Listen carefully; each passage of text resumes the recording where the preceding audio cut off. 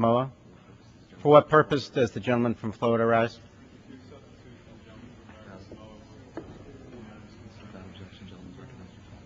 Without objection, the gentleman is recognized for 5.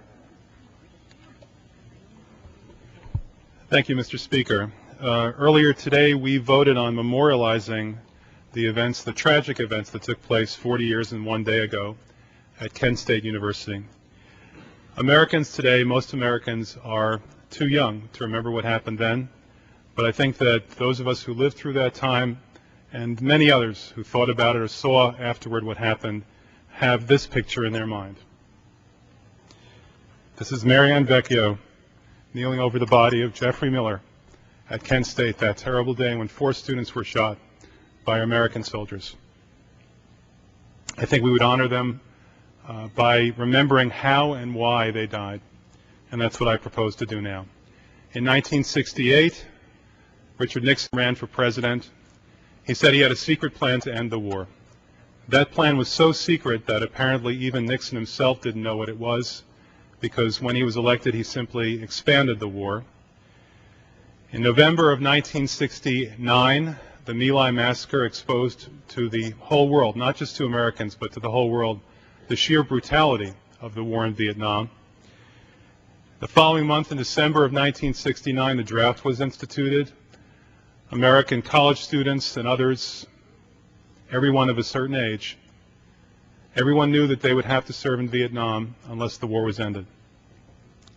And then on April 30th of 1970, the first war ever announced on TV, President Nixon announced the invasion of Cambodia by U.S. forces. Almost immediately, there were protests at universities all around the country, including at Kent State. And those protests grew and grew day by day. And the right wing immediately mobilized against these protests. In Ohio, the Governor Rhodes, said, quote, "They're the worst type of people that we harbor in America," these students protesting against the war. I think that we're up against the strongest, well-trained, militant revolutionary group that's ever been assembled in America. And President Nixon chimed in by saying that the anti-war protesters were pawns of foreign communists. And so it was that 4 days after the announcement of the invasion of Cambodia,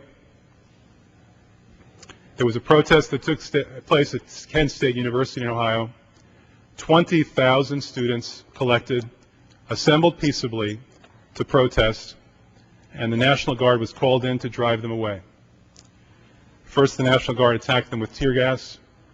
The students took the tear gas canisters and threw them back at the National Guard. The National Guard drew its bayonets and charged the students and forced them to a different location, but they still didn't disperse. So at that point, they shot them. 4 Americans died that day, including Jeffrey Miller. The protests continued. In fact, they grew. Almost 1,000 universities were shut down all across the country. For the only time in American history, we had a national student strike everywhere in the country. At Jackson State, 10 days later, 2 more students were shot by the National Guard, shot dead. And the thing that I remember most from that time is this sign.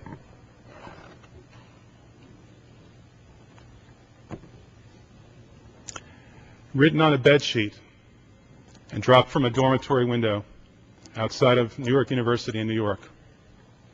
This noble sign: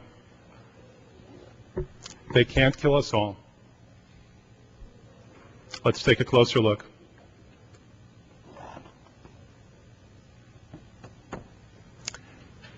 They can't kill us all. Now then, as now, together, both times, there are people all around the world, and especially people in America, who want to live in peace, who think that no war is better than 2 wars, who think that we voted to end war, not to continue it. And for all we know in our hearts, they can't kill us all. There are people who think that we should be concentrating on education and not war, and we know they can't kill us all. There are people who think that we should be concentrating on our health, our own bodies, improving our living standards, rebuilding America, instead of war. And they can't kill us all. There are people who believe, not only in America, but all over the world, that we should be striving every day toward peace, not toward war. And they can't kill us all. I yield back. Gentleman's time has expired. Mr. Franks from Arizona.